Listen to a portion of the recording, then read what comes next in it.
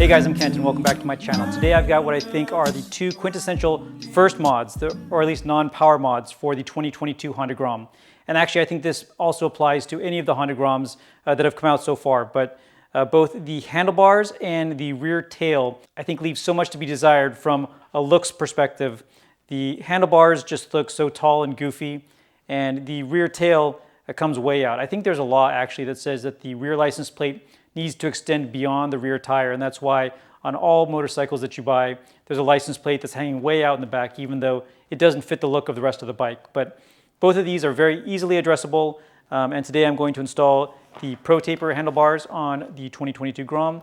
And for the tail, I have the Yoshimura tail tidy. I've actually used this on my other 2022 Grom. It was one of the first mods that I did on that bike when I got it back in June of 2021. I've since switched to the TST tail tidy just because the way that I have that bike set up now, that works better. But for this bike, I think this is going to work well. For one, it lets me retain the stock turn signals, which I'm going to be keeping on my wife's bike. I want to make sure that she's got maximum visibility when she's using her signals. I'm also going to keep the goofy rear view mirrors on the bike for now as well, for the same reasons. I've done different bars on different bikes so far. On my 2019 Honda Monkey, I have the man in the box bars, which I think look really good on that. On my other 2022 Honda Grom, I have the Chimera mount and then the Woodcraft clip-ons. And for that bike, again, that looks really good. And I'm a fan of matching colors. The Protaper comes in this nice yellow. So I'll be doing both of these installations in the video. Both of these should be pretty easy to do. The only slightly difficult element of the handlebar is perfectly drilling the hole that times the controls. I think there's a hole in each side of the stock bar that you need to drill in the new bar to make sure that the controls stay locked in place. But other than that, it's just a matter of taking off the grips, the controls, removing the handlebar from the mount, and installing it in the reverse order. But after I get this mounted, then I'll install the Yoshimura tail tidy kit. And again, I think really changes the look of the bike once I have both of these on. For these end caps, make sure you're using a Phillip that's wide enough, because I've seen a lot of people strip this trying to get it off. It is on there really tight. I like to use an electric impact wrench to zip them off. People have different strategies to get off the grip here. I like to use a lube that has just a long red tube that I can file up, squirt a little bit, then work it around until it comes off.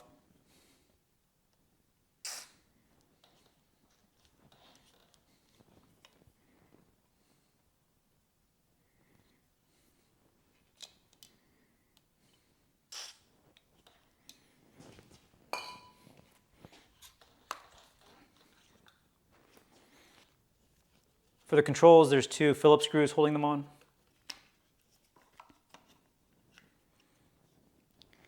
And then there's two 8mm bolts that hold the lever and mirror combo on.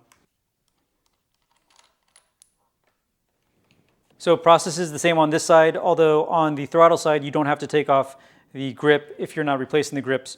You can just take off the two screws holding this control and the two bolts holding the lever and mirror combo, and then we're ready to remove the bar from the bike. And then it's an M6 Allen key.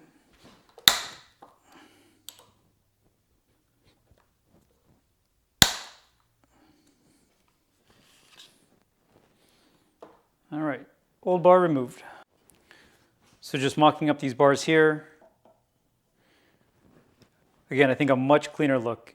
So on the stock bar, you can see there's a hole on this side, and it's positioned similarly on the other one that the stock bar does not come with. So I'll have to drill those holes, but besides that, it should just be a matter of getting everything back the same way that it was. So looking at these two bars side by side, I noticed that the Protaper version is considerably longer than the stock bar. And the Protaper actually also comes with these little notches that show, I don't know, it has 1 through 4, but different lengths. I'm going to actually cut them down to the number 2 notch, which I think will get me a little bit closer to the stock configuration.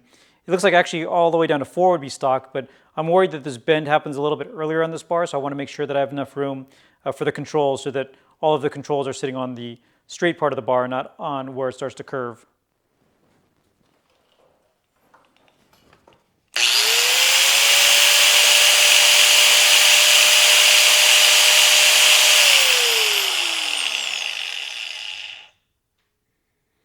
Actually, you know what? Instead of hitting it straight with the angle grinder, I think I'm gonna use a pipe cutter just to make sure that I get a perfectly concentric cut.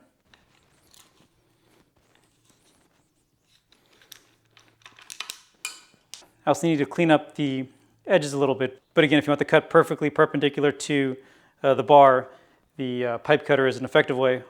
All right, so I turned that into a total science project, but I have both ends cut perfectly now. I only took maybe about 1/2 inch or 3/4 of an inch off on both sides, which is now much closer to the stock length that the bar had. So I'm going to drill the holes to line up the controls, and then I'm also just going to do some semi-gloss spray paint around the edges here so that you can't notice. I had to do a little bit of sanding to take this lip off so that everything was perfectly flush.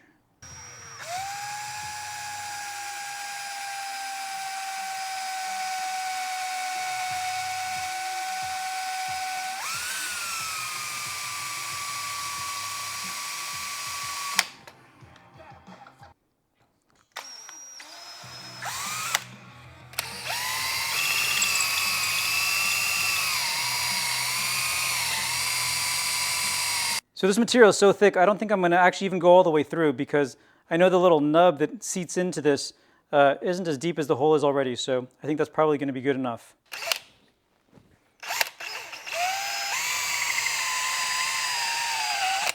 All right, so I've got the bar mounted back on. I had some light semi-gloss spray paint on the edges to cover up the areas where I cut, but all the cuts are perpendicular. All of the holes seem to line up perfectly. Also, one thing to be mindful of when you're drilling your holes, the hole on the left side is different than the hole on the right side as far as a spacing to the end.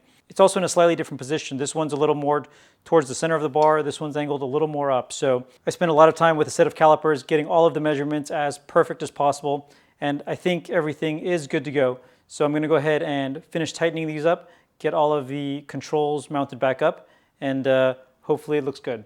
All right, I think we can all agree that this looks markedly better. I really like the profile and shape of the bar. Again, I kind of turned it into a science project by cutting off about 1/2 inch or 3/4 of an inch on each side. And that took a long time to get that perfectly even and sanded down right and then painted so that it looks perfect. But the final result is exactly what I was hoping for. So definitely excited about this. If I didn't cut the bars on the side, this would have been probably just a 15-minute project, but it ended up taking me closer to 45 minutes with the cutting and painting and the, again, science project that I turned it into. But very happy with the result. Let's get the tail tidy on now.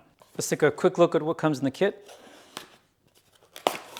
The main brackets, some stickers, some more brackets, and something else that's cool about this kit is that it comes both with the light to illuminate the license plate, as well as a cool Yoshimura license plate frame.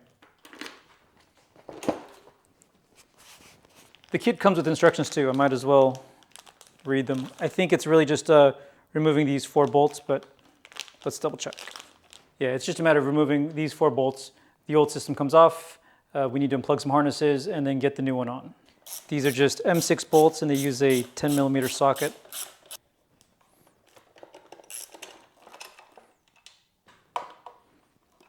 So it looks like to get to the wiring harness, I need to take part of this apart. There's another bolt down here. It's just another 10mm socket to remove this, and I think the plastic piece comes off, and then we can undo the harnesses. And in hindsight, you should probably take off this bolt first so that you can have the correct amount of leverage. So in addition to that, there's also 4 Phillips screws.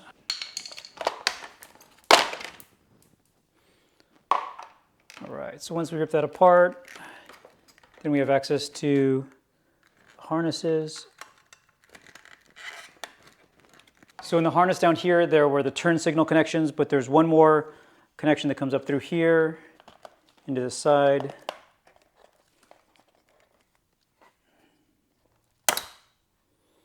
All right, so this tab pushes down to release. All right, so with this clip removed, you can now file it all the way out. All right, so just like that, the bike is looking much better. Now we just need to install the Yoshimura piece that goes here. And I'm going to have to remove the stock turn signals that are on the old bracket onto the new bracket. So looking more closely here, you need to reuse this entire harness. It has the turn signals, and then the green and yellow are what you splice into the power for the license plate light.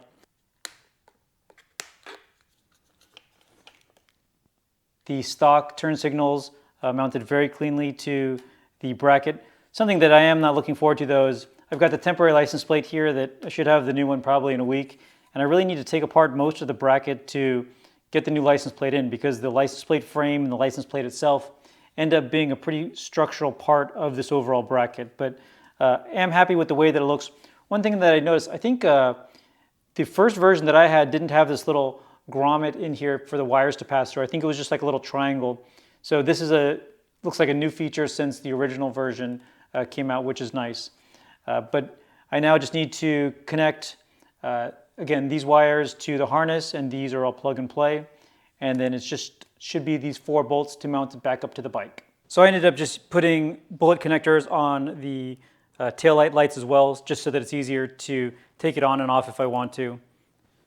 And so I'm just going to file this up. It looks like I used the factory bolts, and then Yoshimura provided new washers and nuts for the opposite side.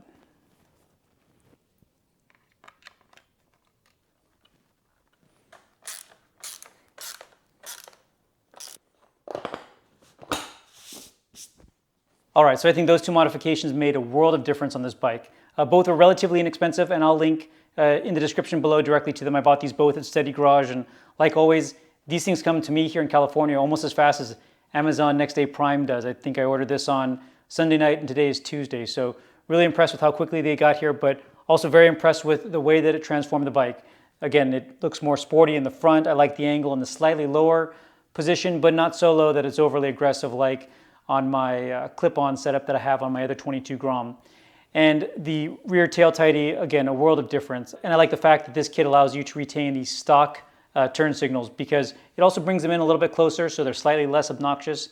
Overall, I like the way that this bike is looking. I've got a lot of mods planned for this eventually. I know I said I'd let her get 100 miles. I think we're at 50 or 60 miles at this point, but we'll hit 100 miles in no time, and then I'll really get going on the modifications. But I'm looking forward to also doing some motovlog videos of her and I riding to some more interesting places now that she's becoming more comfortable at speed, and we start to explore more places here in San Diego. So anyway, thank you all very much for watching. Stay tuned for more videos and keep on building.